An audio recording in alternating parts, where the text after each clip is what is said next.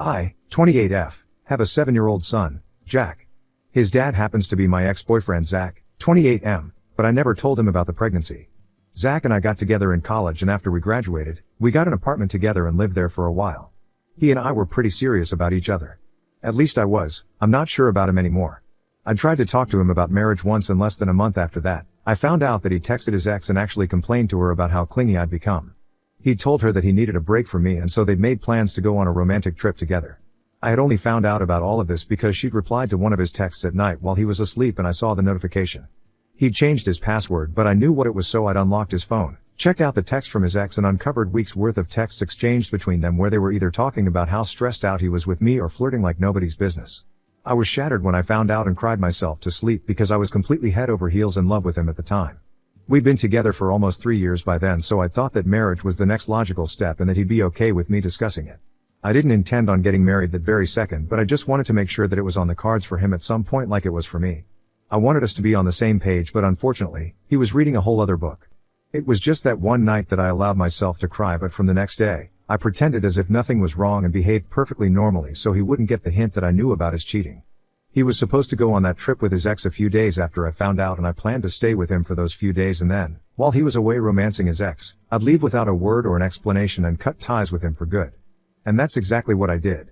I waited out for those couple of days, even though it was really hard to bring myself to stay with a man who I knew had no love or respect for me, but I didn't want to confront him about the cheating. I just wanted to leave without even a goodbye because I knew that would hurt him infinitely more. He told me he was going away on a business trip for the company, even though at the time both of us were just starting out and neither of our jobs required us to travel much, but I didn't ask any questions and just wished him luck. After he left, I packed all my things up in just one day and moved out. I'd already paid off half of the rent for the month, and I moved back home with my parents. I had a friend who lives in a different state. So I talked to my friend and told her everything, bought a one-way ticket to her city and moved in there. I talked to my employers at the office, and thankfully, they let me continue working remotely until my notice period was up. In the meantime, I found a job there and got my own apartment there. It took me a couple of weeks, but my friend was really helpful and was there with me every step of the way. Zach wasn't able to contact me after I left because I did everything in my power to prevent it. I changed my phone number, I blocked him everywhere, and even told my friends and family about it so they wouldn't make the mistake of talking to him. And I had a couple of friends who lived in different states, so even if he wanted to find out where I was through trial and error, he wouldn't have been able to. I highly doubt he'd even want to in the first place, find me again, but I still wanted to make sure he couldn't even if he wanted to. I didn't want to be found, and I thought that moving away from him and cutting him off would mean that I'd never have to see him or think of him again. That was until I found out that I was a couple of weeks pregnant. It was only a few weeks after I'd settled into my new apartment that I realized I'd missed a cycle, and so I took a pregnancy test. The result was positive, and since that was the first positive thing that had happened to me in a while, I decided to keep the baby, and it's been the best decision of my life ever. Despite whatever is happening right now, I still strongly believe that my son was my good luck charm, because after I found out that I was pregnant, my life took a turn for the better. I loved my job, I made a couple of new friends in the city who showed me around and were of great help to me, and I just felt better after finding out about the pregnancy. I did hear from a couple of my friends back home that Zach was searching for me like crazy, and they even asked me if I wanted to tell him about the pregnancy, but I refused because I wanted to stick to my resolution of leaving without a goodbye. He didn't deserve any closure, and he absolutely didn't deserve to be a part of my baby's life, which I know he'd try to do if he found out about it. So I never told Zach about the pregnancy, and even though a lot of people disagreed with my decision, I stuck to it, and they also had the decency to not go on and tell him about it without my consent. That has lasted for 7 years, and now my son's in 2nd grade. I'm working in a good position in the same company that I started out here at, and I've been in a relationship for a year now with my boyfriend, Mike. He's a banker and a way better man and human being than my slimy ex. It was all going so well for me until 3 days ago when Zach turned up at my door with a legal notice, demanding full custody of my son. I was shocked to see him here because I'd been very careful to cover up my tracks, and before I could even process that he was right in front of me, he'd shoved the papers towards me, and I received an even bigger shock because I'd never even imagined this happening. This was the stuff of my nightmares, and it was happening. He told me that I could think about what I wanted to do now. I could either be prepared to fight it out in court or just be a decent human being for once and give up custody of Jack so he'd have a better life. Then he left without saying anything, and I just stood there in shock for another 10 minutes. Luckily my son was in school when Zach came by, so he didn't see his dad and didn't ask any awkward or difficult questions. It's been 3 days and I still haven't told any of my friends about it, nor have I thought about what the hell I'm going to do now. I obviously know that what I did in the past wasn't the most ethical move, but it's been 7 years and my son's been living with me. He's never even known his father, so I don't think any court is going to take away custody from me. But I still can't help but feel afraid. I've only told my boyfriend about this, and the discussion I had with him was especially hard on me because I had to tell him the truth. Earlier, Elle just told him that Jack's father had never wanted to be a part of Jack's life, and so I was a single mother, but now I had to confess to him that I'd never actually asked Zach if he wanted to be a father or not. I just left after I found out that he was cheating and didn't even bother to correct myself after I found out that I was pregnant and that he'd actually been searching for me. Mike was a little upset that I'd lied to him about this, but he understood that these things were very painful for me to talk about, and I would have told him in due course of time, just not right now because I wasn't ready to let him in on what had happened to me in the past. He was kind to me about that aspect, but he didn't mince words when it came to what I'd done to Zach. He said that it had been especially cruel of me to deprive him of the chance of being a father on purpose even after I got to know that he'd been looking for me after I left. It was horrible of him to cheat on me, but that still didn't excuse what I'd done because I'd made sure that I kept him away from his son for almost a decade and he never would have found out either if someone didn't snitch on me. I'm still trying to figure out who'd do such a horrible thing to me. And now I'm just really confused about whether what I did was right or wrong. I know it was unethical and kind of messed up, but to be fair, so was cheating on me. That wasn't fair to me, and what I did wasn't fair to Zach, so I think it's even for us, but Mike doesn't agree and thinks that I owe Zach a huge apology. He believes that I need to apologize and hope for joint custody at best if he does, but I'm not sure if that's the only way out of this. I don't think he has any legal right over my son because he's never been involved in his childhood. Granted, he was never given the opportunity to do so, but there's a good enough reason for that as well. It's just all messed up right now, and that's why I'm here on Reddit right now, because what I think I need is a fresh perspective. So Ida, for never telling my boyfriend that I was pregnant and leaving him without an explanation after I found out that he'd been cheating on me. Update 1. Hey, guys. It's been a week since Zach showed up and I've come to find out a couple of things since then. This is going to be a bit of a lengthy update because there are a lot of things that I have to talk about. First and foremost, I'm not giving up custody of my son. Not even partial custody, because Zach really doesn't deserve it. I know the comment section on my original post was pretty divided on whether what I did was all right or not, but I've decided I'm going to focus on the people who believe that it was totally justified in light of what Zach had done. He'd cheated on me, and not just with anyone. He'd cheated on me with his ex-girlfriend whom he'd been with just before he'd started dating me. They'd only been together for a couple of months and had broken things off when Zach realized he just wanted something casual, and then 4 months later, he started dating me. So for him to throw away a 3-year relationship for a fling that didn't even last 6 months was very insulting to me. Not just that, it was wrong on every conceivable level for him to lie and call me clingy, needy, and heavily emotionally dependent on him and whatnot. He'd said a lot of these things while complaining to his ex about me in the texts, and I still distinctly remember all of it. None of these things were true in the slightest, but he just said it anyway to gain sympathy from his ex so she'd hook up with him. I'd only ever asked him about his thoughts on getting married because I wanted to make sure he wanted it at some point in the future, and I think after 3 years of being together, it's okay for me to ask, but the way he freaked out after that was a clear indication that he wasn't ready for anything. If he wasn't even ready to commit to me, then I really don't think he'd have agreed to commit to a baby. And honestly, at the end of the day, I was in no way legally obligated to tell him I was pregnant. Maybe it was unethical, but it was what I had to do to lead a good life, and I don't see anything wrong with it. If he'd been a good, decent man and not cheated on me, then we probably still would have been together and had a kid together, but he chose to screw things up for himself and cheat on me, so now neither does he get me nor does he get his son. I don't care what anyone else thinks. I know that I did what was best for me, and I refuse to feel guilty about it. I've also found out who was the one who leaked my information to Zach, and it's none other than my mother. I was shocked, but when I finally told her about Zach showing up at my door, she admitted to telling him without even me having to prompt her. I wasn't even going to accuse her because I really didn't think that my mother of all people would do such a thing. I just called her up 2 days ago for advice and to talk to her in general since we hadn't spoken in a while because she seemed too busy. Now I know she wasn't busy, but she was avoiding me on purpose out of shame.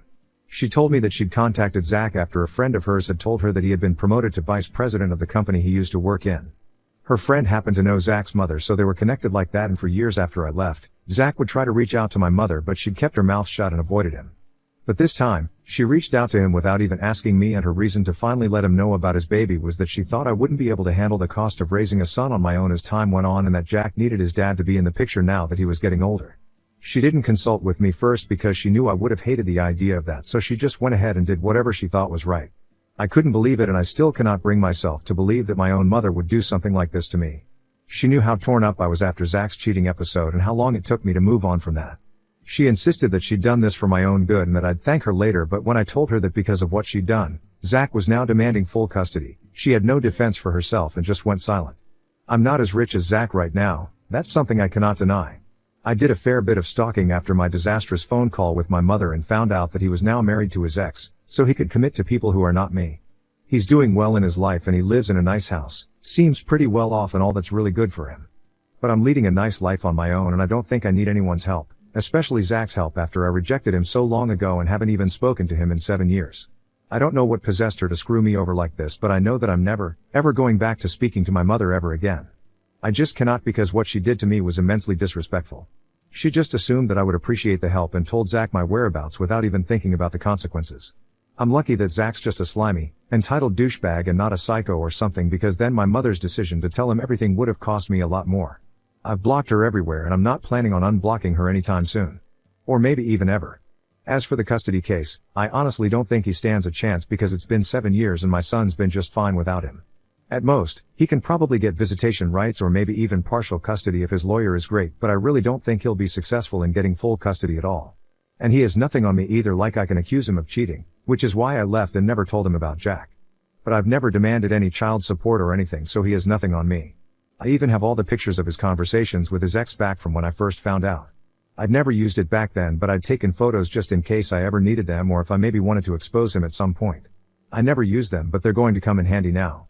I've been in talks with a lawyer for a couple of days and we're going to respond to the custody petition soon. Mike isn't happy about any of this, but he knows that ultimately, it's up to me what I want to do and he can't change that. If I'm being honest, I'm also reconsidering my relationship with him because his morals are kind of really different from my own, and I think he's not taking this as well. He's not been supportive at all and has actually been really distant and weird about all of this.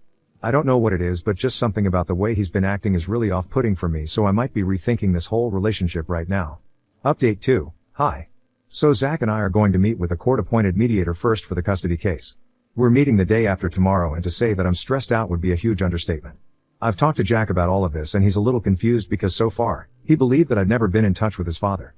Of course, I've never told my son the truth about why his dad's not a part of his life, but whenever he'd ask, I just tell him that we left him behind and reassure him that his father had ever known him. He would have loved him, but unfortunately, he never found out. That was satisfactory for him and he wouldn't push more. I intended to tell him about who his dad was and the real reason behind his absence in our lives on his 16th birthday when he was old enough to make a call on whether he wanted Zach in his life or not, but I guess I'm going to have to mentally prepare him for this right away, just in case this goes to court and he's dragged into it.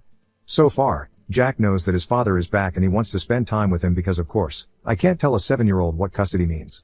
I don't know what's going to happen, but I guess he'll be allowed to have supervised visits for a while and I'll have to put up with that for the sake of the case. I just hope Jack doesn't take too much of a liking to his father, because I really cannot afford to lose the little guy. It's selfish, I know. But I just cannot do this, especially when I know how hard I've worked to have the life I want and give my son the life he deserves. Zach cannot just swoop in and take it all away from me. My mother has been trying to contact me for days now, but I'm not responding to any of her calls and texts. She's been using my dad's number to contact me when he's not around because she knows that I'm not gonna block my father. He's been great, really supportive, and has even said that he was very upset about what my mother had done.